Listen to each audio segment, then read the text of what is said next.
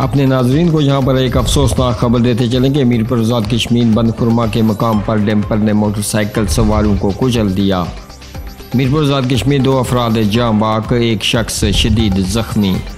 मीरपुर आज़ाद कश्मीर ज़ख्मियों को DHQ अस्पताल मीरपुर मुंतकिल कर दिया गया।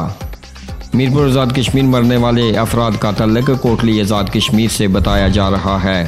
मीरपुर आज़ाद कश्मीर मोटरसाइकिल सवार दरबार खड़ी शरीफ हाज़री के लिए जा रहे थे। मरने वालों की उम्रें 18 से 20 साल के करीब हैं। डैम्पर वाला भाग गया है व मोटरसाइकिल पुलिस से लेके जा चुकी है।